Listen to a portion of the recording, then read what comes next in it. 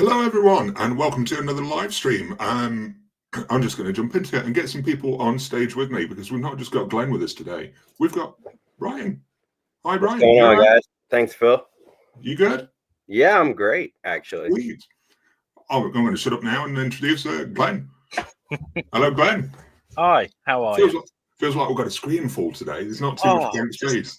So popular, so many friends. I won't say that. It's, No. You guys both all right? Very well. Yeah. It was a good weekend. Yeah, I've got a few comments in here already, but before I kick it off, I'm going to tell a little story of this week. So I've got nine-year-old son who's in school at the moment, and got a call from his junior school the other day. I needed to have a word with us because something happened at the school, and he's 9 years old, just did not expect this. He was in possession of a web address for a website, and they wanted to make us aware because they think it's potentially an inappropriate website, and they're speaking to the boys who are concerned in this because they wanted to get to the root of who had it. The website he got his hands on was called Damp Lips. 9 years old and has been passed websites by his friends for something called Damp Lips. Now, I have so many questions, but at the same time, I can use my imagination there. Yeah. I don't think you need much of an imagination to know what Damp Lips is, but yeah. Well, did y'all hear about the Wicked toy incident? Yes. Wicked.com. Yes. Mm-hmm. Yeah, that was a little bit of an oversight. Or was it? I'm sure Wicked was pretty happy with that. Yeah. That free promotion. Somebody in marketing was very happy with it. Oh, yeah. Yeah. We're being talked about, guys. Our figures are out there and people know about it. Where's our Wicked parody? Come on, guys. Let's get that production. I was just amazed that they'd got a 9-year-old had stumbled upon this site and was passing it around. We know who passed it on now. And yeah, it's amazing. And yet it's still not come back to the fact that you started it. No, that's good then. That's good. Luckily, when I was home, I did check out the website just to make sure it was okay. Just to check, not checked out the website, but just to check that my internet settings were set at the right place, that it was a website that was blocked, which it was in my house. It was a blocked website, so we're okay at the moment until he gets his little iPhone with his internet on there. What was it called? Moist Flaps? Damp Lips. Damp Lips. It was close. Kind of. I knew it was something along those lines. Right. Anyway, before let's get comments. We've got people waiting for comments. So Anthony has been with us, but he's pretty busy right now and he's going to watch us later. So good evening, Anthony, and hope you catch this later. Big Jace, good evening, everyone. Before the debate starts, Die Hard 1, 2, Lethal Weapon are Christmas films. Anyone on YouTube will never change my mind. Just saying. Well, we'll see about that, Big Jace. Yeah. Somebody tried to tell me Die Hard 2 was they were trying to be technical. They said it was way more of a New Year's movie than a Christmas movie. And I was like, Nah, it's Christmas. It's snowing everywhere. It's Christmas. Yeah. I mean, could you argue any film that has snow in it is going to be, well, you know, it's holiday themed. It's kind of around that time. Because it always goes at Christmas. Yeah, exactly. Jeremy is with us as well. Hey, everyone. Hey, Jeremy. Hey, Jeremy. So meows a lot. Good evening. Good evening. Mad Dog 578 is with us as well. Good morning, Mad Dog. I believe he's in Australia, wasn't he? Slipknot fan. Good evening to you too, sir. Nicholas Dickens, good evening. John Robinson is with us as well. Hi, Phil, Glenn, and Brian. Brian did a little thing for us. And if you notice in Brian's name, here's Brian with a double N. Thank you for that, Brian. Stinks of desperation, Brian, quite frankly. It's a little bit embarrassing, but yes. Mad Dog, here's a story with a man named Phil who was chatting with his mates named Glenn and Brian. That's fair. That's fair. We're like that. But, you know, we're like half the Brady Bunch. Yes. Jerry Chia is with us as well. Good evening, Jeremy. Jeremy, good evening, Jerry. Hope you're well. Sorry. Yeah, so I've just flicked through a couple of comments because they are on the Christmas movies. But before we jump into the Christmas festive film type malarkey, I'm going to ask you boys, what have you picked up this week? Do you want to go first, Colin? Can do for me. I actually ended up with something that is a Christmas movie that I'd actually forgot I'd pre-ordered, because obviously I've pre-ordered it from elsewhere in a different kind of collection, and this week Terrifier 3 from HMV turned up, and I actually had forgotten I'd pre-ordered it. It was one of those that I jumped into, and I've since ordered the Umbrella set, so I'm going to kind of wait and make sure that comes through okay, with it being Australia. So I'm going to hang on to this just in case. But yeah, that turned up, and it's a Christmas movie. Art dresses as Santa. I mean, what more do you need, really? And then my other two pickups were actually books. I was in a charity shop, and physical media still. Physical media, yes. So this is kind of, if I was 12 years old, this would probably be the greatest purchase ever made. But I'm not 12 years old. But it's a beast of an encyclopedia of like DC comics and things like that, and when every year what characters were introduced and things like that. And it's a very lovely big book, and it was £4 from a charity shop. So wow, that was one purchase. And then the other one, just to bring it back to being a little more movie related, is this book that was actually going in Phil's Christmas pile, and then I've decided to gift myself with it instead and read it first, which is a book called How to Watch a Movie by David Thompson, who's a film critic. It's brilliant instance into watching movies, and enlightening discussion about how to derive more from any film experience. He analyzes things like Psycho, Citizen Kane, revealing how to appreciate more deeply both the artistry and manipulation of film, and how watching movies approaches something like watching life itself. Deep. But it was £1. And it had the word movie on it, so I grabbed it. Fair. That completes my pathetic purchases for the week. Sorry, go on. What? I was going to ask Brian if you buy as many books, film-related books, or anything like that. I do, but I'm so slow at reading them that I'm trying to hold back on keep buying them because the pile's just building up, and I haven't finished the other ones yet. So I have a few that are like 19, like more of like film noir history, horror history, and a few other ones that are actually like I just actually got the Three Musketeers, like the actual book. Right. It's a thick boy, so I haven't sat down to read it yet. I was in Waterstones the other day. I took the kids to a book signing by an author, and I saw the Princess Bride sat there. I very nearly picked up the novelization, the novel of the Princess Bride. Not quite there yet, but I did. I forget that that's a novelization. Sorry? I said I always forget that's a novelization. Yeah, I might go for it one day, but that weekend wasn't the day. What have you picked up then, Brian? Well, first off, this was just kind of, it was $10, so I couldn't resist upgrading because I only had the DVD, but I got the really bad Power Ranger movie on 4K. I don't think it's really bad. I think it's okay. No, it's really good, and it really enjoyed it.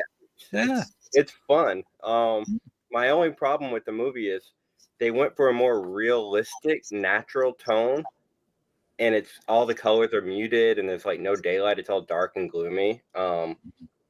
But this is honestly the first time I've ever seen a Dolby Vision sticker on a 4K. I've always seen the HDR, but I've never seen a Dolby Vision sticker.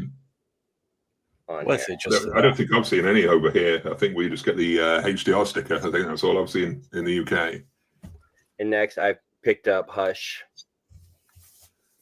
So there you go. I'm interested. I haven't watched I've seen it before. I used to have the bootleg of this way back in the day because I just knew it was never going to come out on physical. Or I thought, but I haven't watched the black and white cut either.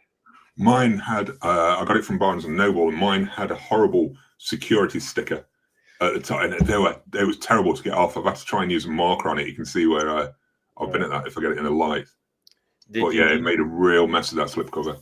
Ooh, did you use any heat to get it off? No, of course he didn't. He just started getting his start nail to- underneath. I'd love at this point to hold up my copy as well, but it's actually with Every and due for delivery tomorrow. So if we can all come back and do this again tomorrow.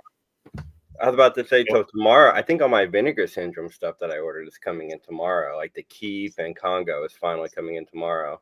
Nice. And Everybody then, went crazy for the Keep. yeah. Big It's time. one of those I've never seen before. I was just kind of like, it looked interesting. I watched the trailer, and because it was going so fast, I waited till it got till under 1,000 and pulled the trigger. But it's one of those things, if I don't like it, it'll sell pretty easily. So Yeah. Was there only something? I think they only did. Was it 12,000 or I 16,000? think 12,000, but you can 12,000. You can still get it on Amazon, like not with the slip cover, but the standard edition is on Amazon right now still. So I guess they found a bunch or something. Yeah, as they do. Yeah. As they do, yeah. Yeah. You're like, this sold out in 48 hours. Let's print some more and not tell anybody. Yeah. I did pick up a load of VHSs yesterday. I got Highlander, mostly because it's new, sealed, stamped, and I kind of You've not already got that, have you? I have it on Blu-ray. I don't have Got to get rid. Got to get rid. There can only be There can only be one. Yeah, That can be the only one. That's well, it. then Thank it's you. got to be the VHS because it's sealed and it's probably worth $1,000 one of these days. True. These were only like $1 each. Galaxy Quest. Nice. Yeah. One of Lynn's favorites. I haven't got the 4K yet. I'm honestly thinking about importing the UK one because I only have the DVD and now the VHS, but I don't know if I'm going to be a fan of the aspect ratio change that everybody's talking about. So I want to have the Blu-ray as backup, and the UK, y'all get the double pack, and us in the US, we don't. So I might import that. I don't tend to notice the aspect ratio change very much during movies. Oh, you don't? It's not that noticeable? Not for Everybody's me. making a big deal about it, so I'm like... Yeah. It's not for me. When we're watching something, it goes, "Oh, did you love the IMAX part?" And I didn't notice the screen change whatsoever. What are you talking about? The only time I really notice is the one... What was that movie? Transformers 5, when Michael Bay is switching every 5 seconds to like different aspect ratios. It's a little distracting. Well, this week I got my order from Barnes & Noble through because I did the Criterion sale from the US and the Kino sale as well. So I also added Hush into that, which you've seen already. But part of the Kino, just before that ended, I went with Face Off. Nice. The 4K of that. And then the Criterion that I ordered was, I got the 4K of Princess Bride because it's one of my favorites. And also got Devil's Backbone, the Del Toro one. I do plan on getting some other Del Toro Criterion releases, but at the moment I've just stuck with the one. So next sale I'm starting a list and I'll be ready, but I just wanted to check out this mail forwarding service from the US to the UK, how that works, how much it was going to cost, how it was packaged. So I just got a small bunch this time, but next time I might be in for more. And then my patience paid off. I didn't buy the James Cameron films straight away, apart from The Abyss, which I imported, but Aliens and True Lies I held off from. 25 quid each. I thought, you know what? I know these will come down. And I was in London on Wednesday, did an audition and popped into HMV and I got True Lies and Aliens in 2 for 30 offer. So I was quite happy that paid off. And they both got the slippy slippers still. Yeah. That's a really good deal. That is a really good deal for waiting. Yeah, it's one that there was the risk that if I didn't pick these up, that I may have to go without a slipcover. But I thought, you know what, I'm going to go in store, I'm going to check it's there, and if it's there on the 2 for 30, then I'll pick them up. So yeah, waiting rather than 25 quid each, it was 2 for 30 quid. So a matter of what, 4 or 5 months waiting? Yeah, if that. For that, I think they reprinted a lot of the Alien ones because I remember when that came out and they sold out fast. They were going for like a lot of money with the slip online, and now I'm seeing them like at thrift shops here in town and everywhere for just $25 with the slip and without that ugly yellow sticker that came on the original ones that everybody had trouble with because it came with my True Lies and it was really hard to peel off. But now all the new ones I'm seeing come in with the slips don't have that yellow sticker on it. I've got the yellow sticker on the import because I got that straight away. Yeah. Straight away. But anyway, let's jump back to the comments just while we're. Have you gone through all your pickups, Brian? Or did I jump in? I just got a few more VHSs. I got Bring It On. Nice. Last Action Hero. Yeah. Walk to Remember. And last, the one in the great, My Father the Hero. One of my favorites. There we go. I need to stop collecting VHSs because it's ruining my shelf space. I was going to say they take up like twice as much space as the Blu-ray. Yeah, might be more. I think 2025. I'm just gonna I got enough. I'm good. Like, unless there's one I really want for like a really cheap price, I think I have most other VHSs I want. Fair. Right, back to I'm gonna whip through some of these comments. I'm skipping the movie ones at the minute that are related to the Christmas films. I will try and skip back if I remember. So Meows a lot mentioned. I just watched The Wild Robot 4K yesterday. Great movie. Have any of you seen it? Not yet. I haven't, but Bailey, my little boy, would love to see it. It's one that's on his list, so it may be over Christmas time that gets picked up or rented on iTunes or wherever. Next comment, Lynn is making herself known. She is here and watching us all. Good evening, Lynn. Yes, indeed. Hope you're all well. Jeremy, Brian is now the Bishop of Colt. There. Johnny Carrot, good evening all. Good evening, Johnny. So Meows a lot has just seen that you've got Brian with a double N. There we go. Jeremy, Phil, Court leader, apparently. Glenn, High Priest, Brian, Archbishop, and Lynn in the other room. Louis Rizzo mentions Panic Room 4K combo announced for February. Yeah.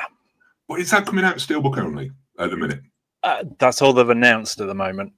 Yeah, it'll probably have something later, but the Steelbook. But I really like the artwork on the Steelbook. Yeah. Yeah. Social Network's the same month as well, isn't it? I don't think I'll be upgrading Social Network, but Panic Room's a must. Mm. See, I feel like I don't know if I'll upgrade my Fight Club, but because that's rumored, but I may upgrade Social Network. I think I'll just be weak and just upgrade them all full stop, and that'll be it. It won't take a lot of persuasion. Well, I hope with Panic Room, if they release it, I hope the extras port across and there's more, because that DVD set was really good. Yeah. I have like the double or 3-pack DVD set, and the special features are absolutely worth it. Yeah, I think that's the set I've still got. You've got rid of yours, didn't you, with your Call of DVD, Glenn? Did you? I'm glad you said Glenn then, because when you're just looking at the camera, you could be looking at me or Brian. Yeah, I realise. It went. What did go in the DVD call? Did he keep a Panic Room on DVD, or did it just get wiped out with the rest of them? I don't remember it. I don't know if I must have had it in my collection. Yeah. If I did have it in my collection, I'll still have it. Because, I mean, one DVD that I've still got is What Lies Beneath. Because it's on Disney Plus. We've still not had a Blu-ray release or anything like that. Yet, like I say, HD on Disney Plus. Mm. I've kept that. I'm sure I'll have kept Panic Room. I just can't remember seeing it. And now you've put me into panic. Yeah. You'll have to have a look later. It's coming out on 4K anyway, so it doesn't matter. Brian's got my copy, look. That's where it is. That's where it is. We got a copy here. Hey, well, aren't you smug? Typical American. Unbelievable. Big Jace, I bought a book this week by Keanu Reeves. Got a photo while he was signing it. Oh, nice. I didn't realise he was doing his signings over here. Was that he's on Jay's little pic. I kind of oh yeah. What's time says Keanu, look. There we go. Whoa. Sweet. Jeremy says, 2 parts. I've missed the first part, Jeremy. God, Jeremy. Stop taking up all everybody's time. Do you know what I mean? By the way, I highly recommend getting the Rec collection from Scream Factory. I got it recently, granted, already seen and loved the film. It was packed with hours of special features. 4 films, 5 hours, special features from all over 12 hours. Nice. I love a good packed box set like that. One for Brian. John Robinson. Brian, has your never-ending story arrived yet? He's got his this week. No, mine just arrived in LA 2 days ago, so I'm hoping it'll be here this week. I think your orders of Neverending Story has delayed my receiving of the From Dusk Till Dawn TV show box set, because it didn't get posted for days after the actual release date, and I think they must have been focusing on getting the Neverending Story safely out the door and just pushed back the lower grade Dusk Till Dawn TV show. Oh yeah, because they want everybody to make videos about it and promote it. I haven't watched any, but I've seen a few online that have got theirs and doing their unboxings. Yeah. Simeo's locked. Watched my DVD of Congo this past Friday night. What a great movie. You know what? I think I can't remember anything about the movie. I'm pretty sure I've seen it, but I'm pretty sure it wasn't that great. It might just be my bad memory, but I thought it was pretty terrible from what I remember. I forgot I had it in the collection, and then because I remember seeing it, and I had the DVD, and I watched the DVD before I bought the 4K to see if it was worth it, and I thought it aged pretty well. I'll have to go back at some point, but it's not one that. I feel like I need to kind of have an opinion on this, and I really don't. I genuinely can't remember whether I've actually seen it or not. If I have seen it, that's the kind of mark that it left on me. Yeah. I don't know if I did. Brian, can I just ask Brian a question? You were just saying about people posting videos of opening up the Neverending Story set. Do you watch unboxings for things that you've ordered and haven't received yet? Or do you ignore them and just, you want to experience it for yourself when you actually get it? Both, but it depends on the YouTuber. I don't just seek out unboxings, but if a friend of mine makes a video discussing it, I'll watch that, because a lot of packaging is it's all the same. If it's an Arrow box set, you've already seen the pictures, you kind of know what's inside, but I'm trying to avoid this Neverending Story one just because I want to be surprised when I open it. But usually it depends, but mostly yes. I watched one about the Keep today, but it wasn't really an unboxing. It was just kind of like talking about the movie. And I haven't got that one yet. You open everything you buy. You don't leave things sealed. Yeah. The only things that I buy that are still sealed are just VHSs.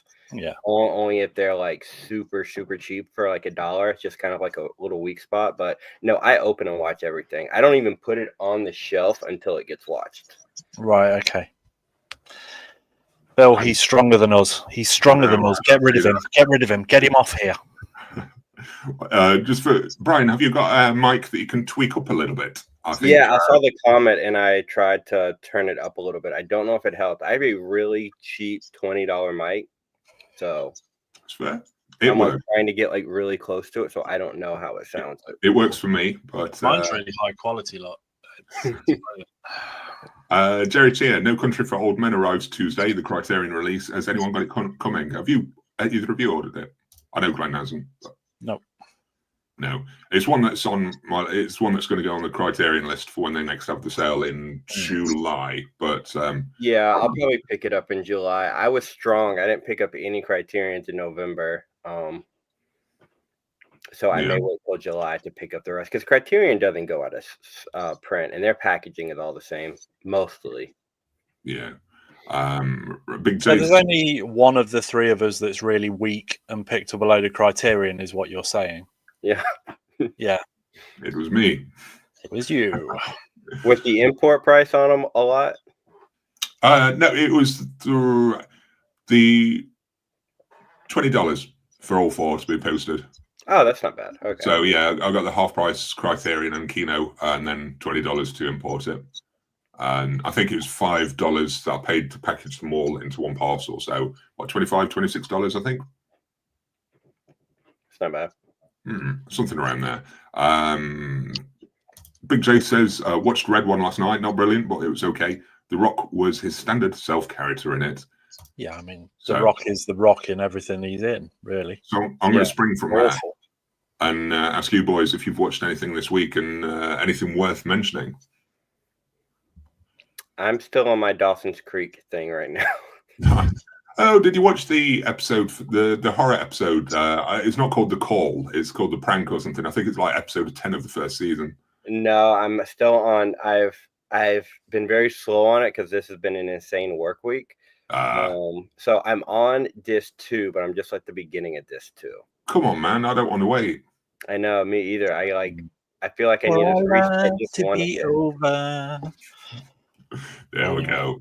Yeah. So, spring. Glenn, anything that you want to? No, I've been swamped this week. I've just not gotten around to anything. It's been TV trash in an evening, to be honest. Just anything that you can switch your brain off and watch is what I've been watching. I'm going to use this then to spring off onto what I watched this week. So I watched a movie last night. You texted me earlier, and I told you I didn't watch anything, Glenn. But I did.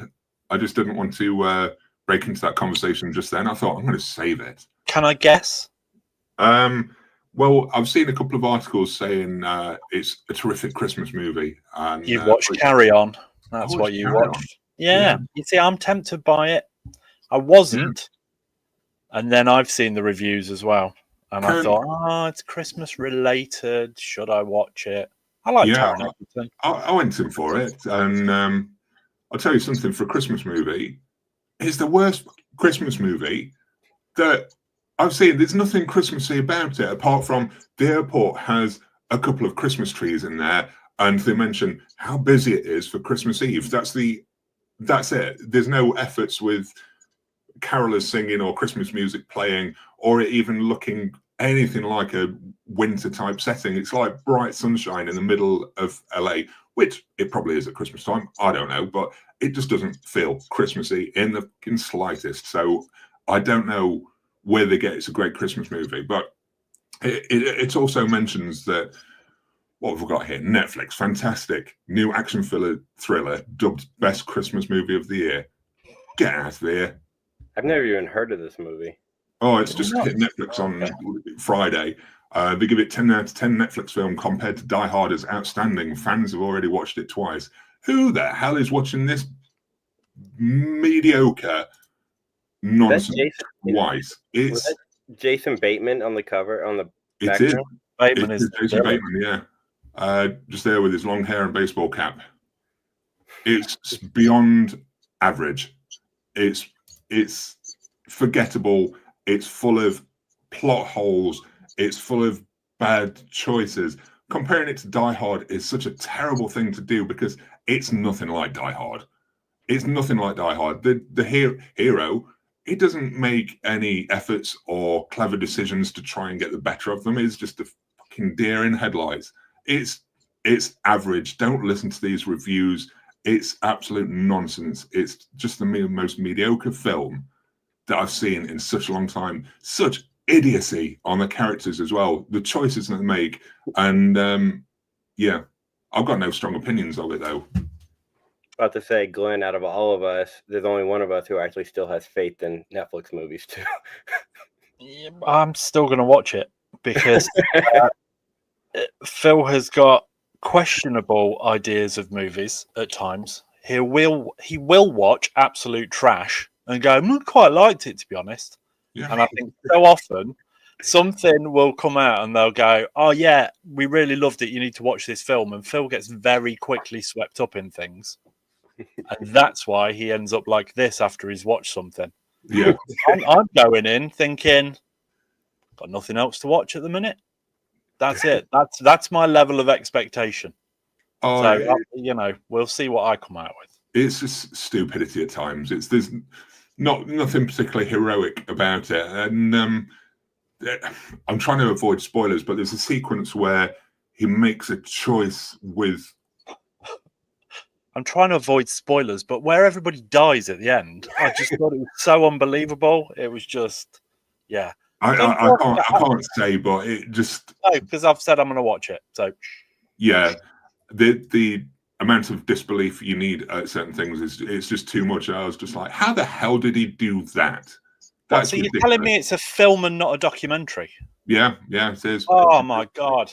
I've got to watch it with disbelief in mind now. This is crazy.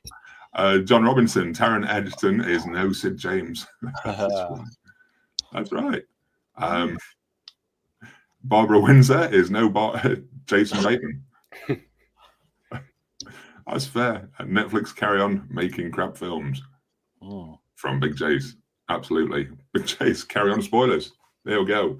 Anyway, I was linking this because it's a Christmas movie into Christmas movies. So but it's not a Christmas movie. And this was going to be my argument with a lot of these things. Yeah, I suppose. I feel like I don't like, and this is going to sound bar humbug, I don't like Christmas movies. You know, everybody goes on about these Die Hard a Christmas movie, including this loser, that Phil with a double L. No, it's an action movie that is set at Christmas time. Yeah, gloomy boy. And I think so many people go, oh yeah, is this a Christmas movie? I like this Christmas movie. Things like, I have one, for example, I mean, obviously, Die Hard was on the pile, goes without saying. Another one, set at Christmas time, isn't a Christmas movie. Nobody ever thinks of Gremlins as a Christmas movie. It's a good movie that is set at Christmas time. Mm-hmm. I can't watch things like The Grinch or Elf or... I don't get in this time of year and think, oh, great, I can start watching Christmas movies now and put on things like I say, Elf or The Grinch or whatever, because I don't like them. It just so happens that there's films I really like that are set at Christmas. I agree with that. And with that, I will leave the studio. Thank you. Good night. It's not really. I just knocked him off there. Not really gone. I'd actually picked out Gremlins for a Christmas movie, but yeah. While we're on there, I did put it on as a joke. I'm assuming that you don't think Die Hard is a Christmas movie. It's just set at Christmas. An action film set at Christmas. It's set at Christmas. It's an action movie. Fair. If it was on IMDb and it went genre, it wouldn't say Christmas. Yeah. It would say action because it's an action. Brian, are you a fan of Christmas films? I am. I don't watch them. When it comes to holidays, like same with Halloween, I don't just like, oh, I'm just gonna watch horror movies this month. And with Christmas, like I'm not just gonna watch Christmas movies. And I don't get into the Die Hard discussion. I'm like Glenn. It's like it's a movie. I can watch it any day of the year and I'll be fine. Same with Gremlins. But Die Hard would have the same impact if it was set at Easter or any other kind of holiday. It wouldn't matter. So Home Alone is that Christmas movie or is it more of a home invasion movie in your eyes? That is a body horror movie.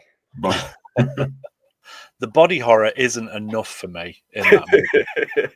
It's far too long to actually get to that bit.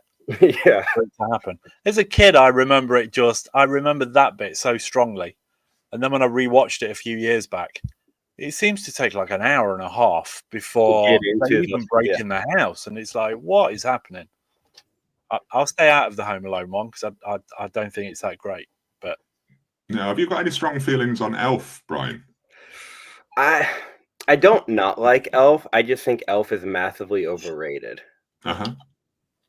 It's okay. I don't own it. I don't really plan to own it. But it's not a bad movie. I just think it's not like the greatest modern Christmas movie. Like it's okay. No. I must admit the Elf does get viewed pretty much each year now as part of the Christmas movies with the kids. It's not something that we pick. It's something that I don't own either. But it's something that's usually on streaming, and the missus will put it on with the kids. The other sort of staples that the kids will watch as well. I'll put on the image National Lampoon's Christmas Vacation and Home Alone. Yeah, Christmas Vacation is an every year staple for sure. And when I go home, I watch a lot of Hallmark because my mom loves like the whole Hallmark or Netflix kind of stuff. So I watch a few of those with her every year. Like I just watched one when I was home for Thanksgiving. I watched the one with Lindsay Lohan that's like really popular on Netflix. Our Little Secret or whatever. Awful, like made me lose faith in movie making in general. But Really? just storytelling out the window. but That's pretty good. I've not read a lot about it, but I'd heard it's probably one of the stronger Netflix films of recent years. But yeah, I should learn from Netflix movies that they're never gonna get up there. It's a turn your brain off. Don't even think about it. Just did you see the Lacey Chabert thing, Hot and Frosty? That's on Netflix. No, I didn't watch it, but I watched the I heard people talking about it, so I looked up the trailer and I was like, what is this garbage? And it just made me realize, like, it's that time of the year where people just want to watch crap. It is the junk food month of the year. Like, this stuff is so bad, but you just people love it and cool. But no, that is one of the dumbest premises I've ever heard. She puts her little thing, her magical scarf, on the one snowman that somebody sculpted like a Greek god, and he comes to life and he's a giant freaking idiot the whole movie or something. And she like, get out of here. And that's a documentary as well, you say? Mm-hmm. Yeah. Yep. Oh, yeah. I'll watch that. It sounds good. I'm glad you say you don't like Christmas movies. I thought, was Scrooge not one you enjoyed, or did you mention Scrooge to me at one point? Yeah, I mean, you can make me look a fool if you want. Scrooged is probably the... as this conversation was going to go on, I was going to say the one thing that kind of breaks that rule is Scrooged. I saw it with my dad. It was the first film we saw at the new multiplex that opened up near us. So I have good memories of it for various reasons, kind of thing. But I remember it still gets me. I still get emotional at the time, and I love the end credits where he breaks the fourth wall and he's talking to like the cinema audience and what have you, and you guys sing this and you guys sing that. It's just the whole thing just kind of works for me. It's one of Bill Murray's best, I think. I've actually never seen that movie. I know. Take that second N away from your name. Who do you think? Do you consider Groundhog Day a Christmas movie? It takes place in the snow. No, randomly, I've actually picked out another film just in case Phil was being awkward. I did actually pick out another film that is set in the snow. And can we class that as a Christmas movie? It's in the snow. I think it works. It's fine. It's the gift that keeps on giving. So, Scrooged is my one.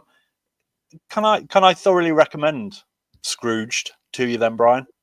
Yeah. I think it's thoroughly entertaining. I mean, it is just a Christmas Carol, but I would say a modern version, but obviously it's quite an old movie now, realistically.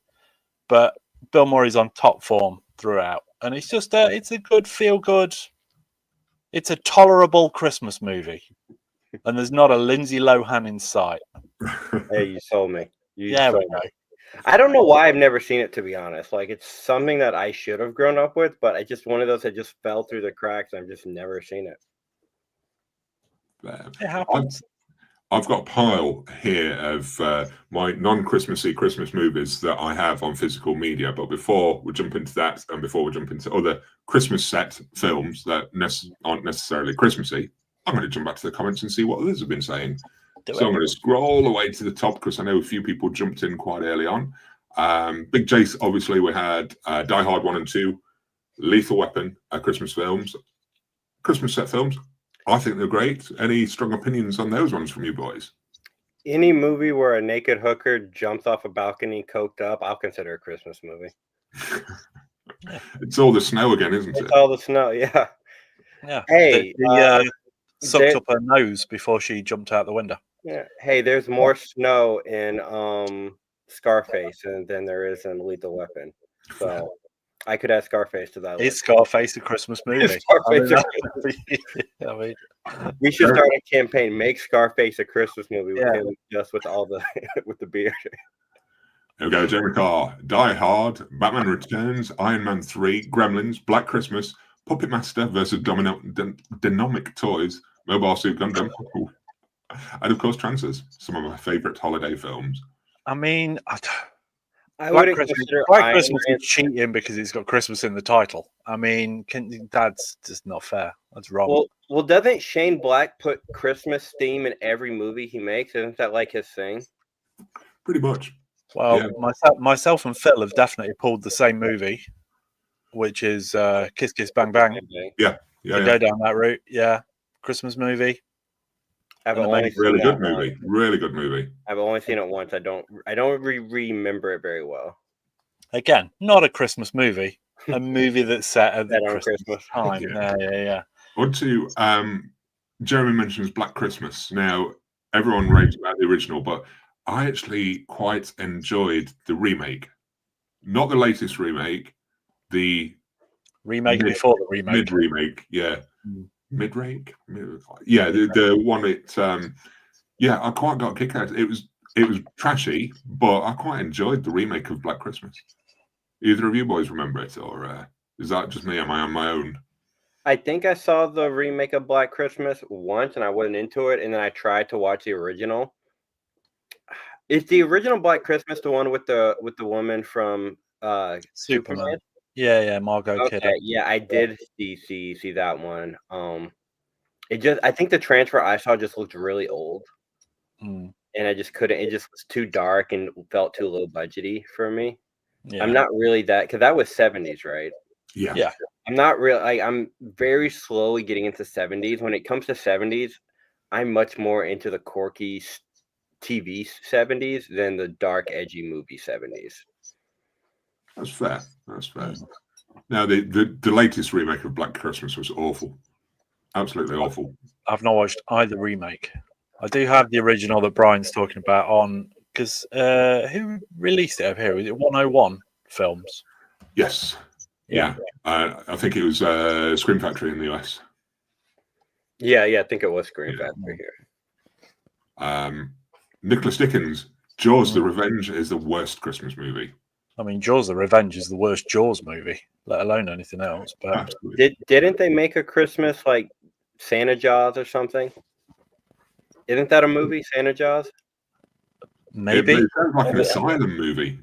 It's on that level. Yes, there is a movie called Santa Jaws, and because I made a joke with somebody and I sent him pictures, he literally has like candy cane teeth.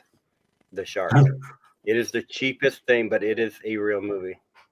Ooh, I mean, we say the word "real" movie, as use that term loosely.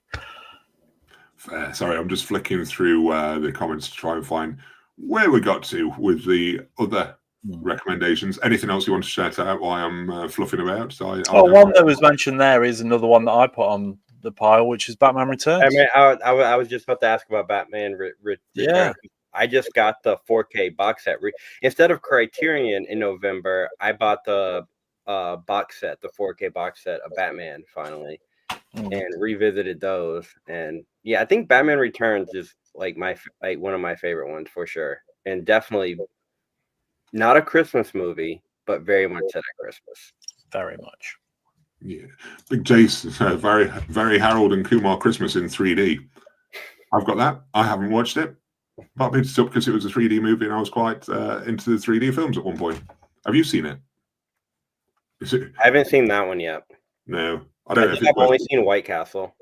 Me too. I've not Escape Guantanamo. I didn't bother with. I didn't think White Castle was that great, but felt impulsed to buy the 3D of that one for whatever reason. I don't know what. Do you still have a 3D TV, Clint? I do, yes. Don't use it very often, but for the 3D, I mean, he gets tired having to wind it up before he watches it. That's why he doesn't go on it much. Fair. There's another one. No, let me go through the comments before I get into my piles. Yeah. I saw one of the comments that cracked me up. It said, "Eyes Wide Shut is my favorite Christmas." I saw that one as well. Yeah. John Robinson, have you seen a new Return of the Living Dead film is coming out and it's set at Christmas? Oh, I didn't know it was set at Christmas. I did watch the little trailer for it. I didn't know anything about it. Yeah. I got to the end of it thinking, I wonder what they're going to call it, because it said it was a sequel to Return of the Living Dead, and it's called Return of the Living Dead. Fair. It blew my mind. Jeremy, thought to do watching 13 likes. Why not clicking the like button? Do you not have figures or hate watching? Fair. Thank you, Jeremy, for their support on that. Yeah. Big J's Trading Places is a Christmas movie. I've never been a big fan of that, to be fair, myself. Oh, I love Trading Places, but I don't know if I'd consider it a Christmas movie. It is set at Christmas time, to be fair. I remember the snow. I remember Jamie Lee Curtis taking her top off time in the film. That's about all I remember of that film. Dan Aykroyd in blackface as a Jamaican. I don't remember that bit, and I'm kind of glad I don't. It would feel wrong of me to remember that.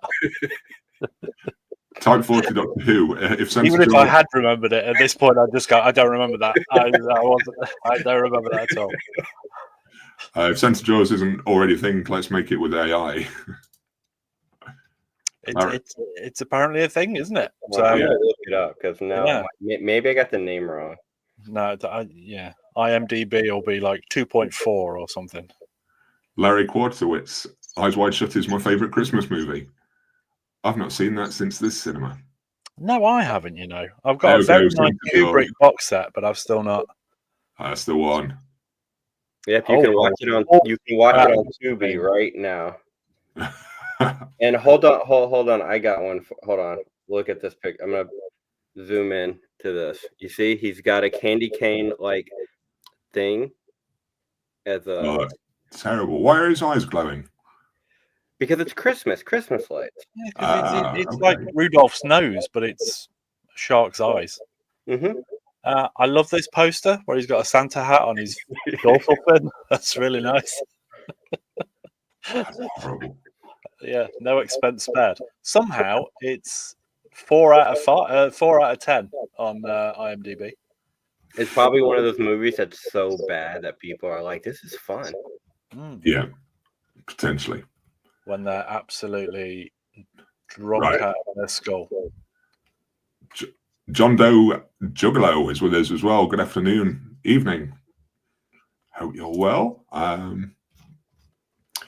Sorry, just flicking through, just trying to catch up. There might be a few I've missed, but I wanted to jump into the non-Christmassy Christmas movies.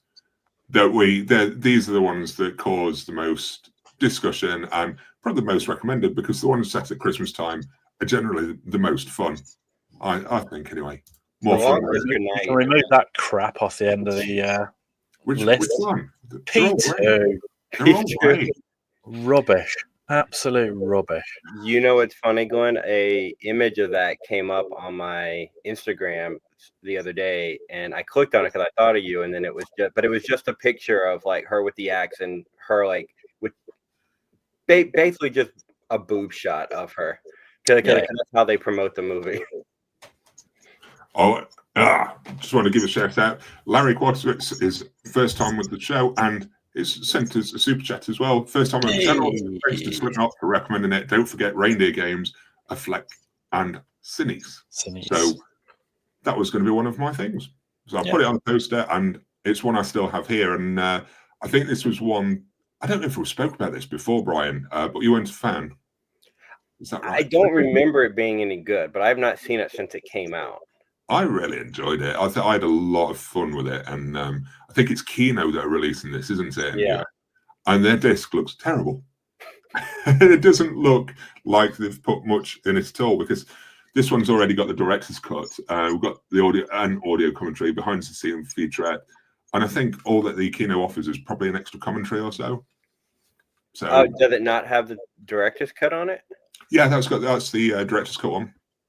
But the Kino one. The director's cut is Blu-ray only, I believe. Oh. It's got theatrical on 4K and director's cut Blu-ray only. But yeah, I think that sounds like something Kino would do. Yeah, that sounds like a Kino thing. Yeah, I really enjoy this as a Christmas film. I think it's a fun movie, and it ends with Ben Affleck in the Christmas suits doing the Christmassy good stuff. Is it? Do you know? Is it a 4K scan of the director's cut just on Blu-ray? I've no idea. No idea if they've made any. Because the with Crybaby, they put the theatrical only on 4K, and they put the director's cut on Blu-ray. But the Blu-ray is a 4K scan of the theatrical cut, right? And it looks amazing. Like, honestly, you can't really tell the difference. Might be worth a look then on the next Kino sale. Yeah, on a sale. I can't say I'd not be tempted to pick it up anyway. Have you watched that Blu-ray copy of it? Yes. Recently, have you watched it? Not recently. Not Oh recently. no, not recently. Well, I mean, we're probably talking when he first got it, which would be years ago. But Yeah. I'm impressed you watched it, Phil. Well done. Slow Enough and Reindeer Games was great. Yes, it was. I think it was. Larry's just jumped in with, I forgot about this one, Christmas movie, Jingle All the Way. The kids have watched that a few times as well. They love it. That's a fun movie. The only thing that hasn't aged well for me with that movie is Sinbad's character. I don't really care for his character in that movie, and I love Sinbad in almost everything. Yeah. The other ones on here, I don't remember much about this film, but I know Brian's a fan of Just Friends, or I think he's a fan of Just Friends, because I think you're quite excited about a new release from Warner Archive for that on Blu-ray.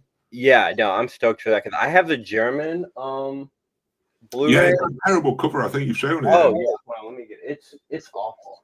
It is. Do a reach around, Brian. This one's kind of easy. It's just awful. It looks like they're like in like marriage counseling or something. Yeah, like that is not a comedy movie cover in any way. No, it's not. I mean, look, this was the original DVD art, I think. That doesn't. Yeah, that's the cover. And on the back here, Glenn, you'll get a kick out of, or Phil, you'll get a kick out of this. They reference American Pie. Why? I don't know. This is nothing like American Pie, but they're trying to market it like American Pie. Desperate to connect it to something that was popular around the time. If you like American Pie, you're probably not going to like this, but try it anyway, please. I think from what I remember of it, I think it was a little bit try-hard at times with the comedy. I've only seen it once, and perhaps I need to give it a revisit, but I think it seemed to just be reaching and trying far too hard for the laughs rather than it. Can I just ask, is that the one where Ryan Reynolds was like the fat friend to start with, and then he's I quite liked that. I thought that was all right. And Anna Faris is in it too as like a Britney Spears kind of pop star who's overbearing. I feel like there's some kind of scene where is she a paramedic or something, or the paramedics end up coming, something to do with the frozen lake, or he's sledding or ice skating or something. I mean, my memory of this movie is just incredible. Yeah, no, because Chris plays where I go, and something happens and something else happens. And yeah, I remember Fat Ryan Reynolds. Sticks in your mind. Yeah, another one that I picked out was back on the same Black thing. I liked Long Kiss Goodnight. I love That's not particularly Christmassy, but I love the scene when she's on the skates going through the town and the with the sniper. Yeah, because that's when the Christmas fair or whatever it was kicking off, and that's the most Christmassy that movie gets, as far as I can remember. And yet, your criticism of the Carry On film was it was too unbelievable or something. And now my favorite bit where she's ice skating through the town with the gun and all that. Yeah. No, that it's not. I'm trying to word this properly, but not that it was unbelievable, but I just couldn't get behind the characters and their choices that they were making, and that it felt like they were trying to be serious. And Long Kiss Goodnight didn't feel like it's trying to be serious in that way, if that makes sense. It's also a Rennie Harlin film, who also did Die Hard too. I'll tell you what, Rennie Harlin used to know how to throw a camera around really, really well. Yes. The car chases he made back in the late 90s, car chases, anything like that, were terrific. He even did, which, Glenn, you may know this, which Nightmare on Elm Street did he do? Did he do 3 or 4? 4. 4, yeah. Dream Master, yeah. Which is probably the last great Nightmare on Elm Street movie. Yeah, it was really good. Would you consider this a Christmas movie? Oh, I was going to carry on with the Rennie Harlin chat. Oh, go. Yeah, I was just going to say, like, because he did Deep Blue Sea, didn't he? That was Rennie Harlin. Yeah. Oh, yeah, he did, yep. Yeah. What was the other? Did he do Cliffhanger? Or have I imagined that? It was Cliffhanger, yeah. He may have done Cliffhanger. That sounds like something he would have done. Yeah, there's snow in that. That's a Christmas movie. There we go. I remember Cliffhanger being quite edited in the UK at a point because of it was Craig Fairbrass when he was doing his football hooligan scene. When did he kick the guy in the head or do something like that? Yeah. They cut that out, and then the bit where Stallone picks the guy up and like lifts him onto that stalagmite, whichever it is that pokes downwards from the ceiling. They trim that right down and things. I think we're uncut now, aren't we? Yes, I think so. I've got the 4K. I should check it out, really. I think he also did Cutthroat Island, which is probably one of the worst things I've ever seen. Well, I mean, that killed off, was it Coralco or whatever the company was? Yeah. I think it actually made them bust, didn't it? Oh, with Cutthroat Island, I remember it coming out when we worked at Blockbuster, Glenn, because we were there at the same time, and we put it out on the shelves and then had to remove it within a day or two because they sent the wrong version on the VHS. I think they sent an uncut version, and they had to remove it, and we had to get the proper theatrical, not theatrical cut, the slightly edited version for their VHS shelves. I don't remember that at all. Do you know? You know, the most ridiculous thing I remember about Blockbuster is obviously people used to bring the cover to the counter, and then you'd put it on the back shelf and you get a copy out. And on the spine, it was when Ransom came out. Mm-hmm. And you'd put that out and you got the thing off and handed it to them. And it always said Mel Gibbons on it. Stupid things you remember, but Mel Gibbons. Yeah. I'm going to have to find a copy of that. Yeah. I'll get to the 80s video shop, see if they can track one down just to see. I also remember working at Blockbuster when we used to get the big box rental cases and change the sleeves around because they had alternate artwork on the other side of the sleeves for a lot of the rental copies.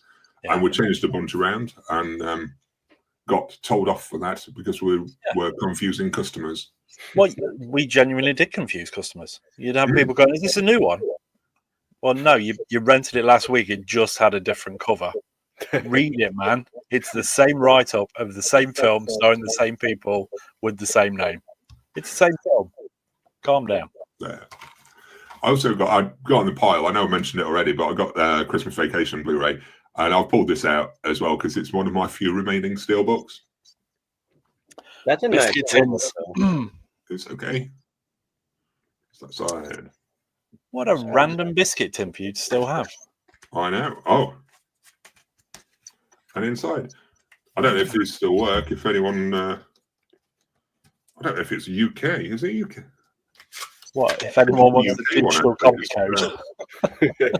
Still got the digital code. Hit pause now, people. Hit pause. I'm trying to embiggen, but I can't see my buttons. I don't know if that's a...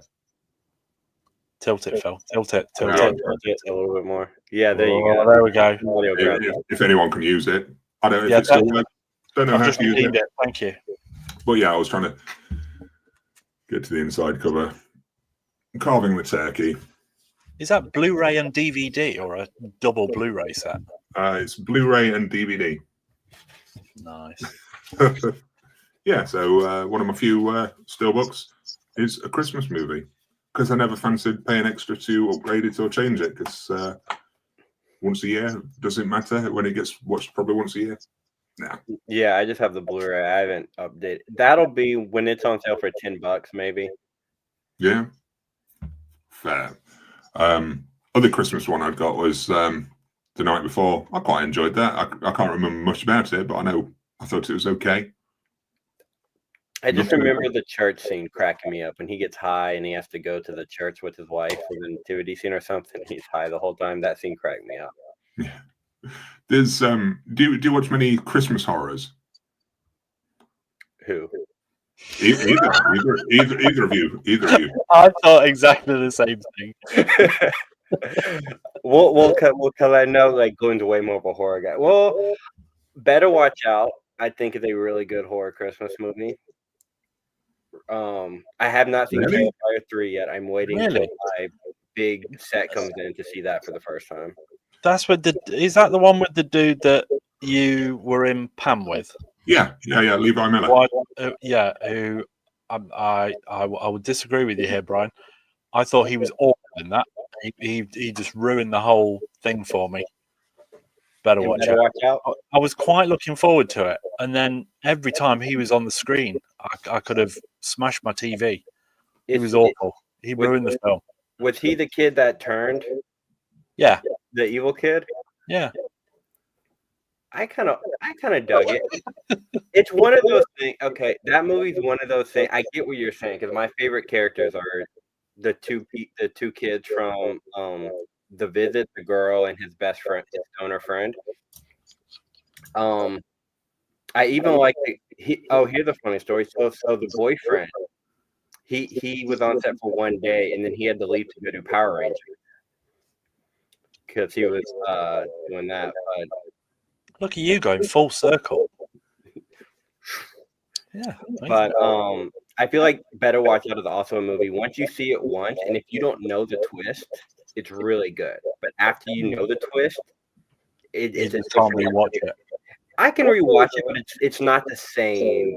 It's still like hoping you still get that same feeling from it. But no, I totally agree. He is a little too much in that, but I don't mind it. I can't rewatch it because of him. Mad Dog says ending and Best Watch Out annoyed me because spoilers. Yeah, I'll put it on screen. Yeah, I wish I didn't like the end. I will say I did not like the ending of that movie. But I mean, it's a kid movie, so you can't really kill off the kid, can you? Even though he killed like a whole bunch of people or a few people. I disagree. I think you can kill children in films. Can I just point that out? In life, in general, on the street, I wouldn't recommend it. In films, I think it's acceptable. I think the most jarring film, which isn't a Christmas movie, but I'm going to talk about it, is when they kill the kid in Doctor Sleep. Yes. That is insanely effective. That kind of gets you. You feel that. I 100%. Brian's shaking his head as in he disagrees or he's not watching it. I don't know that movie, Duncan. Oh, okay. So it's the sequel to The Shining. Mike Flanagan did. Oh yeah, I've never seen. I haven't seen that yet. I've kind of been nervous about seeing it, but I've heard good things, but I've heard mixed things too. I think Flanagan deals with it well because obviously the Kubrick movie is not accurate to the Stephen King book, but he manages to kind of please both camps. He brings it together really well. But yeah, there's a murder in that of a child. My God, this is really Christmassy and upbeat, this conversation. It's honestly worth a look. If you want Christmassy, go Scrooged. If you want child murderers, go Doctor Sleep. To be honest, isn't there a child murder in Terrifier 3? I think I heard that in like the Yeah. Oh, he kills the kids, but it's about the clown. He can do whatever he wants. That's fine. Yeah. He gets a pass. It's okay. The scene that you're talking about in Doctor Sleep, it's the reason I haven't rewatched the film at home because I know my wife would just. There's no chance she'd get through that. No chance at all. It made me feel bad because we've got kids. So if I was to set her effectively done, and it's I can't think of his first name. His surname's Tremblay. Jacob. Yeah. Great actor. And when you watch the behind the scenes thing, he's just like, "Hey, yeah, let's do this. Okay, fine." And then while he's doing the acting, he's being murdered and he's screaming and all this kind of stuff. All of the adults that are acting with him are like really distraught, and it kind of affected them.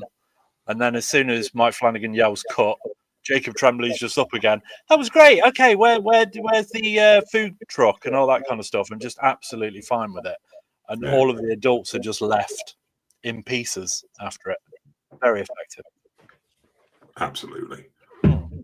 Sorry, I can't hear it, but apparently we've got some echo. Yeah, I think I unplugged. How's my audio now? I unplugged my little crappy mic, and I'm just using the laptop mic. I don't know if that's any better or worse.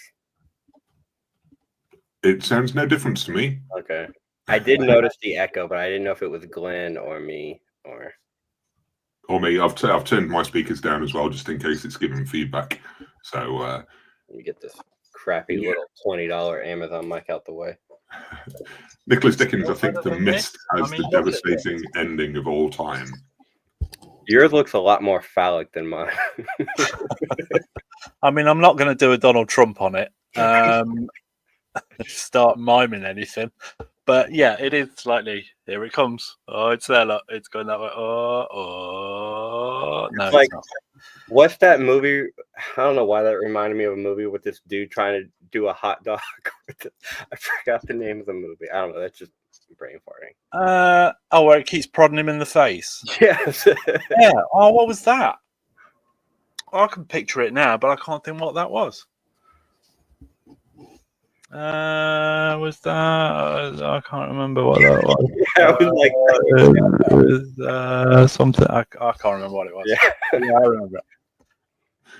Very good. Yeah. It wasn't very good. Neither of us can remember what the film was. And how do you search for that online and not end up finding something else that you really don't want to see? Yeah. John Doe, Brian with Wicked.com. Yeah. Brian with 2N. That's unique. Yeah, Jeff, I had to fit in with the gang with my British sausage. Jeremy said it's really wild. There's so many people in the with double letters are in the community. No. Jeremy Carr with a double R. You're not part of it, Jeremy. Back off. Unbelievable. What's Slipknot fans doing then? Hey. Lynn is with a double N. It's very true. And you know, because I'm with Lynn, so many people call me Glyn rather than Glenn. Nobody calls her Len because it rhymes with Glenn. I just think it's sexist. Has anyone seen any of these for Christmas movies? Silent Night, Deadly Night. I bought that same set and sold that same set, still sealed. Considering. Same for me. Considering. Yeah. So y'all didn't get the new Screen Factory with the book and all that? I can't say it's a movie that I was ever really aware of previously, and then it's suddenly, it's a 101 Films Black Label. I must have it. It's part of a limited edition box set. I must add it in the collection. And then I've never been enthused to watch it. Was it a remake of Silent Night, Deadly Night, where Santa had a flamethrower? I couldn't tell you. Is that a remake? And I know what you're talking about. Yeah, I'm not even sure whether it was Silent Night, Deadly Night, or it was just another. I think it's just. Is it just called Christmas Silent horror Night? movie? I think it's just called Silent Night. I know what you're talking about. The movie was not good, but the cover with him with the flamethrower was really like. Yeah, well, we didn't get it over here, and I imported it from Germany and didn't realize I'd bought the cut version, and it wasn't like nicely cut. It was just a scene would start and then suddenly end, and you were on something else, and it was like you started to feel like you were having fits and you were blacking out and kind of coming back into the movie and going, "Oh, what happened to that guy? I missed what happened to that guy." Yeah, it's just called Silent Night. And he's like a robot or like an android or something. Was he?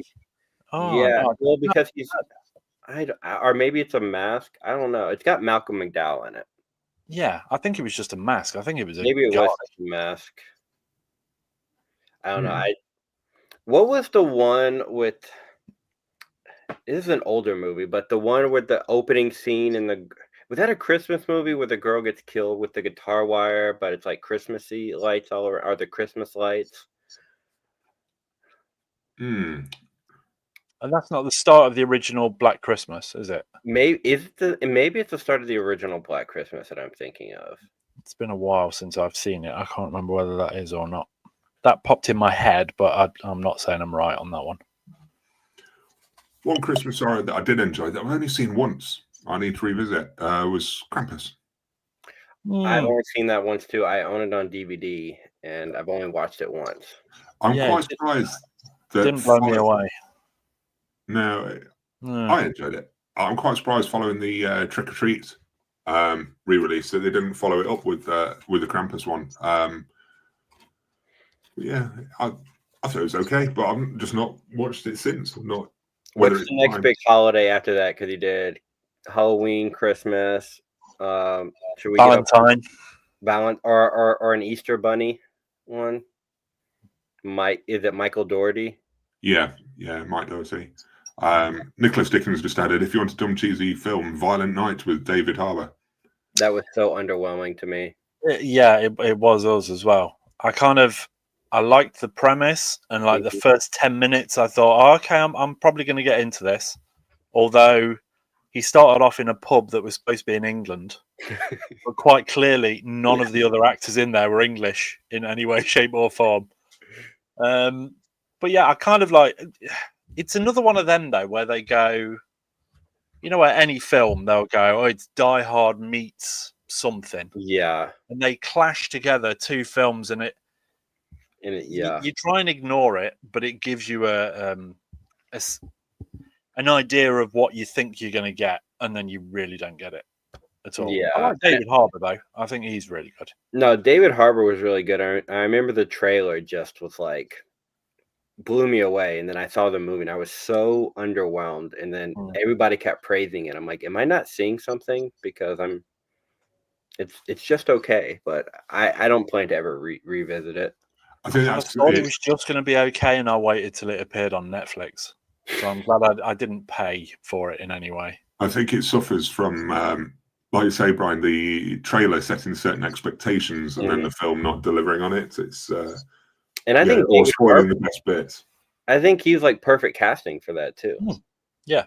I'd be interested if they do a follow up. I'd still give it a watch. I think they could do more interesting things, and I really appreciate some of the fight choreography that goes off with the guys behind it from 87 North, I think. Or was it? Yeah, I think it was it. Yeah, because they were doing, they had Nobody and all that. They were kind of doing the whole trend of. Yeah. But yeah. I think them guys are superb with the stunts, and I like how they put together their movies. So yeah, I'd definitely check out the sequel just to see what they did. Have you seen their new trailer for with Short Round? Yes. I saw two. Did I see one trailer or two trailers?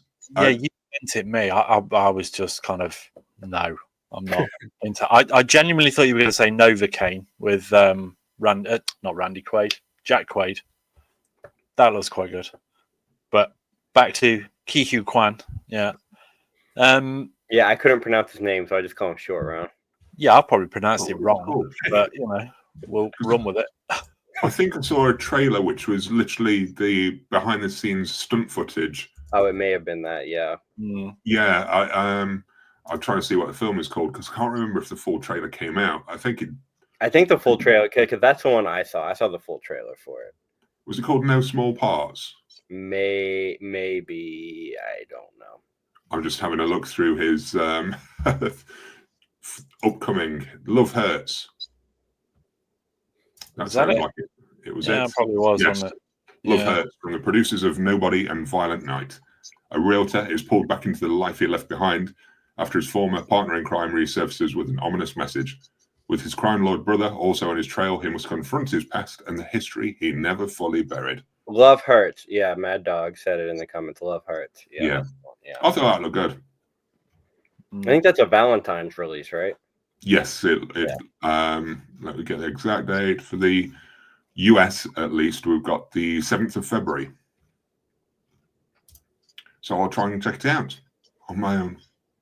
Always Glenn. Yeah. No, that'd just be weird. Any other Christmas movies you guys want to add before I go to Jeremy's comments? Well, somebody in the comment said Rare Exports. That's a movie I have not seen. I've always wanted to see, but that director did another movie with Samuel L. Jackson called Big Game. Oh, that's awful. I love that movie. Oh. It's so good. It's so fun. I thought it was so fun. No, man, I wasn't impressed with that at all. I don't know if it's one I bought on Blu-ray and it's one that I sold on Blu-ray, which didn't happen very often. I can feel Glenn just judging me with that. No, not at all. I was laughing at Phil. How strongly he hates some stuff and then watches some other crap and goes, well, I really liked it, to be honest. I'd be interested to know what you think. As soon as you go Big Game, oh no, what?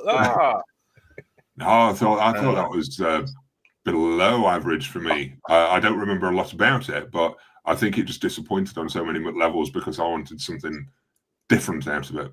Oh, I love the cinematography of it. I love the whole Michael Bay action kind of feel to it with this kid trying to save the president. I thought it was cool. But I do want to see Rare Exports because I know that was the movie he made before with a lot of the same actors in it. But is it Norwegian? It's some is it Scandinavian? Yeah. It's some yeah. If you say Scandinavian, you cover kind of that area. Yeah, you just blanket, Bob. Yeah. It's I can't find it. I'm on IMDb and I can't find where it's from at all on here. But Norwegian. Yeah, like I said, it's Finnish or Swedish or Norwegian. But if you say Scandinavian, we're covered. Countries of origin: Finland, Norway, France, Sweden. It's from the Netherlands. Yeah. I thought Rare Exports was okay. I've never been enthused enough to pick it up to add to the collection, but it was fine from what I remember. It had some nice moments, but yeah, not added to the collection. That was in depth, wasn't it? Yeah. You keep So banging on. I'm reading comments. Yes, I'm just looking for. I'm trying to figure out what Scream movie Jeremy's talking about. Okay, Mad Dog 578. It's Finnish. Finnish. Okay, that's it. Yeah, Finnish. I think we can ignore most things Jeremy says. To be honest, About to say I don't. Yeah, I think I don't know if it was the same director. It might have been the same director as Sisu. I know it's the same guy who played the dad in Big Game, who was the lead actor in Sisu. I don't even know if I'm saying that right. Did you watch Sisu? I did watch Sisu. What was your thoughts? I gotta watch it again to make a judgment. It wasn't bad. It was just I wasn't expecting it to be so quiet. Right. Because I've not seen it throughout the whole movie, basically. I've not seen Sisu, and I don't know why. I did watch a film this week, and you've just reminded me. Sisu. There's hardly any talking in it. Which one was that? Azrael with Samara Weaving. I've heard that isn't she like a mute or like a it's kind of a weird dystopian type thing where they feel like it was nearly the end of the world and it was the wrath of God, and they feel like speaking with a forked tongue devil. They're all kind of like they have a procedure so none of them can talk. Oh, so nobody talks in the movie. Nobody. Wow. A few. Yeah. It was very good. I really liked it. It was another one of them where yes, you can tell it's low budget, but I feel like they spent the money in the right place. Mm-hmm. It's good. Great ending. Samara Weaving's always really good in things. It was a nice surprise of a film. I really like her in everything. Very silent throughout. I think she's really good. I don't know if you saw that they announced that they're doing a Ready or Not 2. Yeah. Or Radio Silence and her kind of teaming back. A mini event type thing, didn't they, to announce it? Yeah, they're gonna make like a whole little universe watch. They're gonna bring in Melissa Benoist back from Abigail or something. Oh, Barrera, that's right. Yeah. I never saw, because I was going back to Jeremy's thing about Scream. I'm trying to figure out what Scream he's talking about because I can't think of any with snow in it. I mean, was it snowing when she was in town at the start? Samara Weaving at the start of the other one. No. Was it snowing then? I mean, I haven't seen past 4. I don't. I haven't seen 5 or 6 or One film that has been tempting me because I saw it on. It was one that I had my interest anyway. Then I saw it drop on iTunes to like £5. I think it's set at Christmas time. The Holdovers. Have you watched that? The Paul Giamatti. Yeah, well, that's where like the school closes for the season, doesn't it? But then 3 of them remain in the school. I thought it was good. I didn't really care for the main character. I kind of liked everybody else except for the kid. I like that director because that director also did a movie called The Descendants, the one with George Clooney in Hawaii, and I really like that one. Yeah, I quite like that one. I might still pick it up. It looked kind of interesting to me. I thought It's very like it's very true to it looks like it was made in the 70s, and I'll give it that. Like it looks like you're watching almost a time capsule. Might grab that then. And that reminds me, I have watched another film this week as well, which was set in the 70s, and it was Woman of the Year with Anna Kendrick. It's on Netflix. It's kind of based loosely on a true story. There was a serial killer that was quite prevalent in the 70s, and he appeared on was it late 60s, early 70s? I think it was early 70s. And he appeared, the serial killer, on The Dating Game on TV, and some women that had encountered him in previous kind of encounters, through lack of a better word, recognized him on TV and kind of went, that's the guy. I think he's the guy that killed my friend or whatever. And it's kind of based on that. And Anna Kendrick directs it, and she stars the girl who gets matched with him on The Dating Game. Okay, I think isn't that her directorial debut? Didn't she direct? Yeah. It's well directed. It almost kind of goes nowhere. That part of the story is such a minor part, and yet that's the part they push in the trailers and things. But the actual story around that of him as a serial killer and what happens is, what was the beeping? That was exciting. The build up to it and the end, but it was good, but it doesn't really. It's not. I can't think of a better word than meaty. You know what I mean? There's not enough to kind of get your teeth into. It's kind of it floats around a little bit, but it looks very nice. Lynn saying the lead guy was scary, Glenn.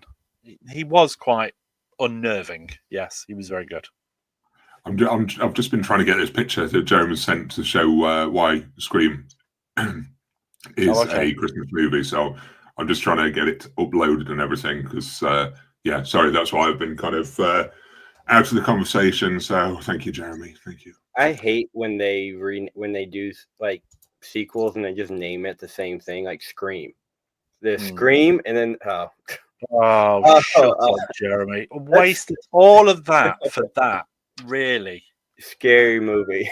Oh, what is that? Scary movie mixed with I Know What You Did Last Summer meet Santa Claus. I mean, they've CG'd the Santa hat on. That's not even a thing.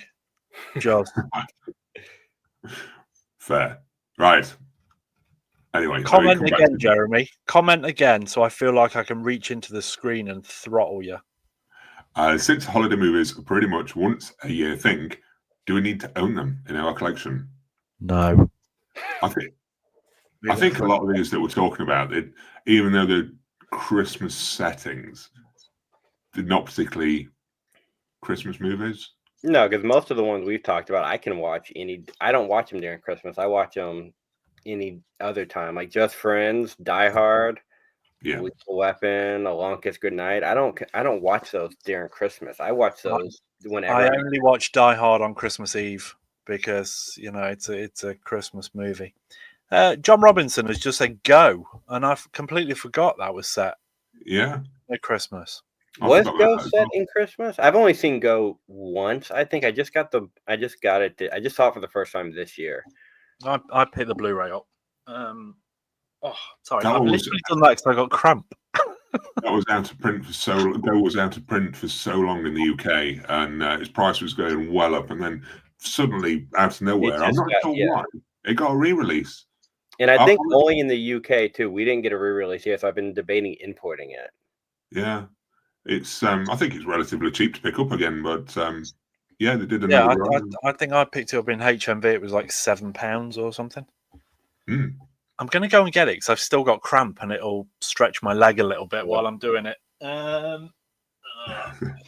Finlay Archers. Wow, the American lad is class. I forget his name, not because he's not great, which he is, but because I'm in Tenerife, 15 pints deep. I'll catch this tomorrow. P.S. Demolition Man Blu-ray is fine. Which, I watched your side by side, and I completely agree. Honestly, I preferred the Blu-ray. From the pictures you kept putting up, I preferred the Blu-ray. That video that actually, I didn't expect it to do as well as it was doing. I was just kind of expecting it to be like a mid-tier kind of a thing, but yeah, no, the 4K is good, but the Blu-ray is it's really good Blu-ray. It really is a good Blu-ray. The colour is so much richer. The side by side, was it the original Blu-ray release, or was it a Blu-ray within the set? No, it was the original one from 2011. Arrow doesn't do double discs. It's either one or the other with them. Yeah, of course, yeah. Yeah. The one thing that I mean, we'll talk about Demolition Man very briefly. Christmas movie. It is, yeah. I'm sure there's a snowflake, or there's probably a character. Yeah, yes, I did, Jeremy. He's so helpful. I had cramp, like Krampus, to keep it Christmas related. I thought the colours looked richer randomly on the Blu-ray. But when you were saying about the black scale on things and what have you, and there was like the opening shot where they'd gone over the Hollywood sign, and you could see the city. One thing I thought was, with the Blu-ray, it looked black from front to back, whereas with the 4K, it was very black in the foreground, but you almost had a bit more depth of scale as it went on, and you could see more detail further in. Yeah. But like you say, color-wise, and that first picture of Stallone, when you were saying you can see his pores and all that kind of stuff, the 4K looked too polished. Yeah. He almost looks smooth, rather than on the Blu-ray you could see like stubble and things like that. And some people have come to me and be like, oh, Blu-ray just like over sharpens sometimes, which I get. Sometimes Blu-rays do look a little sharpened, but I mean, I kind of like them to look clear and everything, where film does have a more softer look to it. But like, I'm with you. Like, I kind of prefer the Blu-ray, but the 4K is still, it's good. And I also think we all have different settings to where we like our things different. Like, somebody commenting goes, it looks fine on my 120-inch something. I'm like, I'm not that lucky, so. On my $35,000 TV, it looks fine. It looks okay. It doesn't look bad at all. Oh, great! I'm happy for you. That's brilliant. Steve Mayers just added, what you think top 5 2024 horror flicks? He's listed Handling the Undead, Late Night with the Devil, Maxine, Substance, and Nosferatu. Nosferatu has not come out here in the States. We've still not got it either. It's my most anticipated. Tis me. I think Robert Eggers is one of the most original filmmakers right now, even though I think it just looks like a remake of Francis Ford Coppola's Bram Stoker Dracula, but I love that movie, and they're based off the same book, so I get what he's doing. Well, yeah, I mean, it was literally Murnau wanted to make Dracula, couldn't get the rights through Bram Stoker. He didn't want to do it, which was why he just like, right, okay, well, we'll keep exactly the same story, but Dracula's suddenly Orlok, and this person's this, and got around it that way, which is why it came about. But I'm the same. I can't wait to see it. Yeah. I mean, Phil can talk about Eggers because he worked with him on Northman. Yeah, I think, and Northman was like his most commercial movie. So I'm hoping this kind of is on that level, because I like the Northman a little. The Lighthouse I respect more than I like. That's kind of where I'm at with these films, full stop, to be honest. I respect the filmmaking aspect. I don't necessarily think they are. I think The Lighthouse is a hard watch, to be honest. It's a difficult movie to kind of go, oh, I really enjoyed that. I don't think you can kind of say that at the end of it. But I sent Phil a link earlier in the week to Eggers was in London for the premiere of Nosferatu. And he sat down with the BFI. Oh, is that 1 hour interview? It's really. I haven't seen it yet, but I have. Definitely worth a watch. Really good. And he goes into that, and he says about the Northman, how it was kind of, they suddenly give him this opportunity to do a bigger project, and how he was still trying to keep his thought process of how he would make a film, but just elevate it onto a grander scale. But Mhm. Nosferatu is something he's been wanting to do for a long time. So Yeah. it's ticked a lot of boxes for him, I think. And then The Substance was also on that list that he said. The Substance was good. I respect what Demi Moore did in that movie a lot. Yeah. I think she kind of not reinvented, but it certainly reinvigorated her career. I think she was starting to get a little bit forgotten about, and she was kind of Bruce Willis's ex-wife, and Mhm. no, Striptease and G.I. Jane were a long time ago. yeah, exactly. But no, I personally I like Cronenberg, so for me, I know the ending of The Substance really. I say the ending, the last 20, 25 minutes freaked people out a little bit. Yeah. I enjoyed it. I was laughing throughout, especially the last shot. I think is ridiculous. Substance is very good. Yeah, like I say, Nosferatu, we've still not got. I really want the Nosferatu popcorn bucket. Yo, the coffin. The sarcophagus, yeah. Yeah. Yeah, Isn't there for me- also like a stuffed? I saw one. It was like a stuffed animal rat or There's something. a stuffed rat. Yeah. Well, there's now a plushie of Nosferatu, Count Orlok himself as well. Oh, really? I haven't seen that. Yeah, one. yeah. Where's that from? Theatres as well. Yeah, I feel like it is. I feel like it was Regal. I feel like different theaters have different popcorn style things too. To try to get you to come. But aren't those also like you can order them, like pre-order them online now? The Nosferatu coffin was everywhere because I watched a video of a guy and he went to Regal and various different other ones to try and get it. And it was like the third cinema he went to before he was able to get one. But they're already on eBay for like $100 or something ridiculous. I went onto the Cinemark website the other day and they just had Moana 2 buckets. There was no Nosferatu. The Moana 2 similar. thing, it was a little ridiculous, like the whole sailboat thing, and it felt a little too proppy to like. It looked huge. Fair. Jeremy, is this the last stream of the year? If so, I have a question. No, it's not. No, it's not. So moving on. So moving on. It was going to ask. I'll ask it now. It's not the last stream of the year, but Jeremy's question was, what are all of your best and worst film releases, purchases of the year? For me, that's too big of a question in the moment. It's one I'd have to sit and think about. I can tell you one of my favorite purchases. I have a video coming out probably tomorrow. Speaking of The Substance, that's why I bought the movie, but I got the UK version from '88, From Beyond. Right. Yeah. Just got that. Never seen the movie before. Right, okay. But one of my favorite purchases I've and I just got it like last week, and I've watched it 5 times. I think the 4K transfer is amazing. I think the movie's really good because I wasn't that big a fan of Reanimator. I've only seen it once, and it was just kind of like it's okay. But From Beyond really surprised me how much I liked it. For me, I like Reanimator. Beyond Reanimator, Bride of Reanimator. Yeah, is better for me. I get more out of Bride of Reanimator. From Beyond randomly over here got a release from Second Sight not that long ago. Yeah, it was one of their first titles, wasn't it, that got released? Reanimator 2, Reanimator as well. Yeah. Because Arrow then released Bride and Beyond Reanimator over here. But yeah, From Beyond. I love From Beyond. It was really good.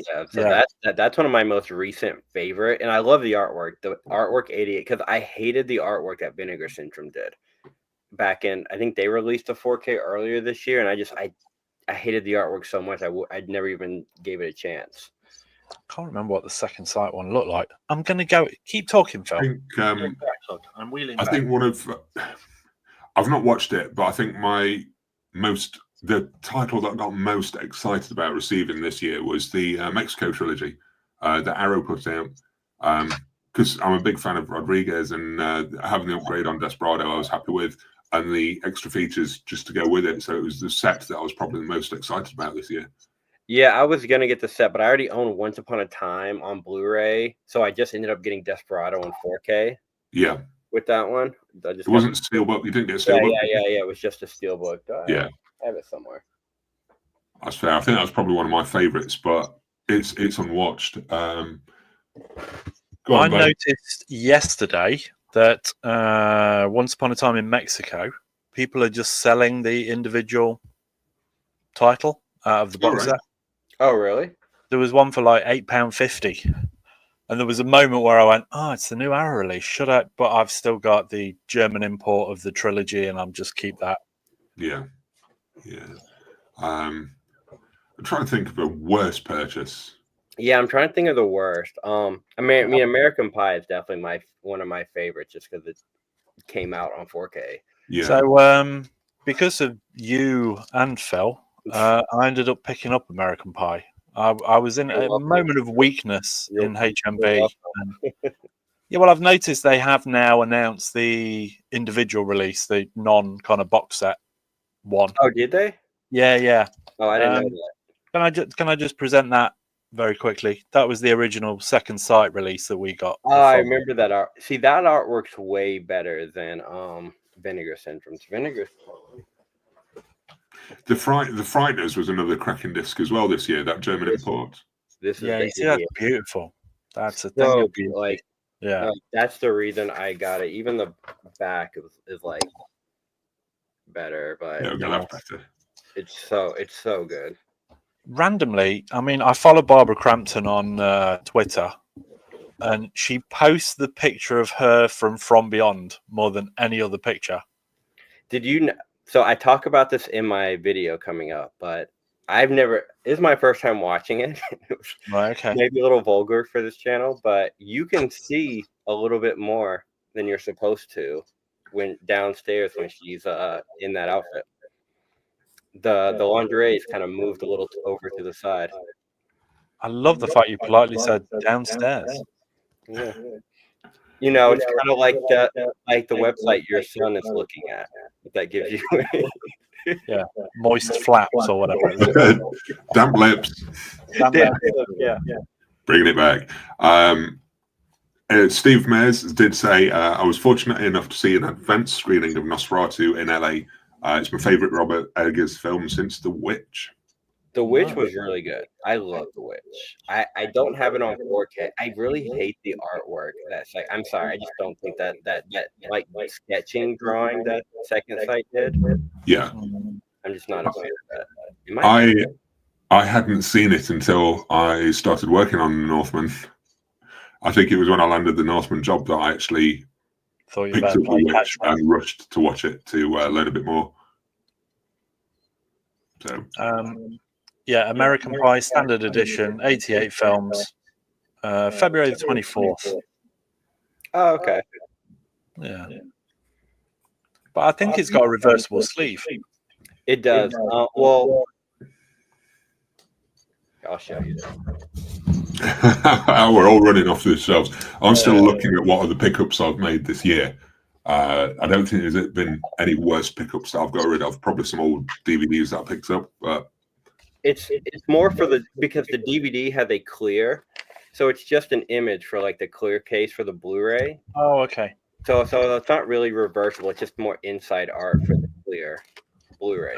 I think the standard release is having that as a slipcover with the original artwork on the actual. Basically, I need to buy it again.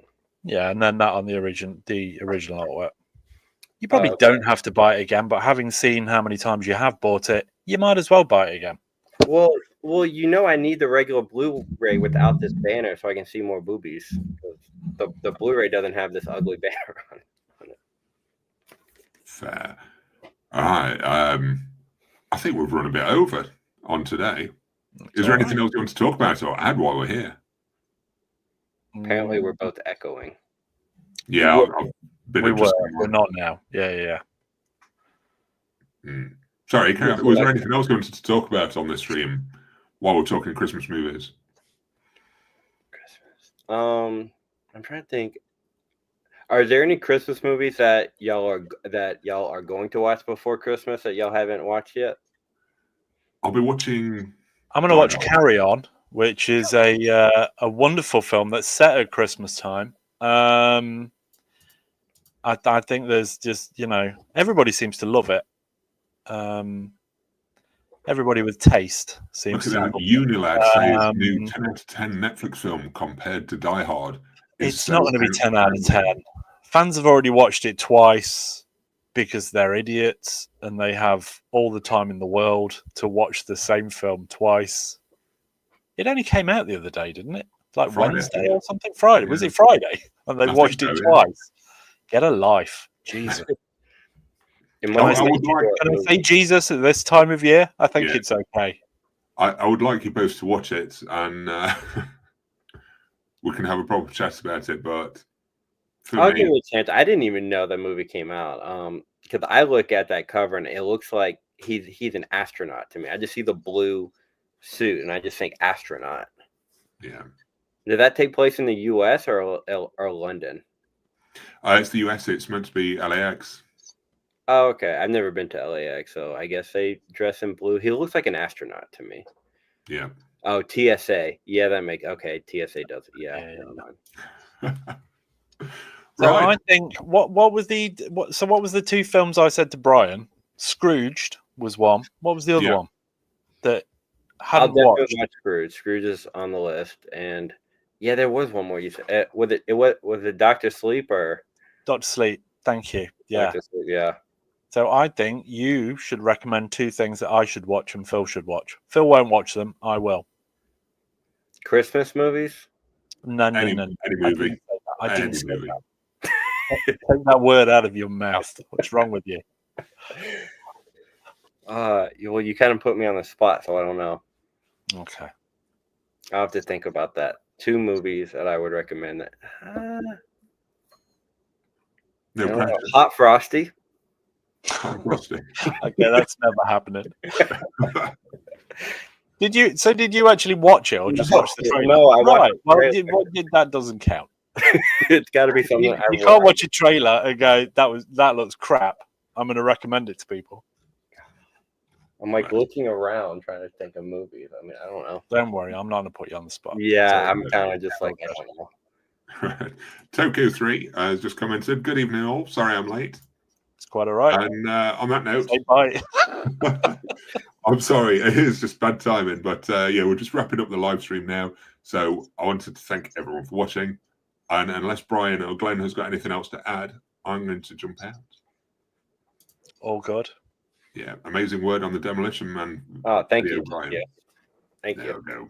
So thank everyone for watching. Hope you've enjoyed it.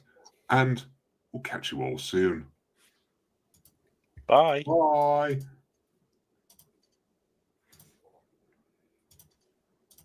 Ah.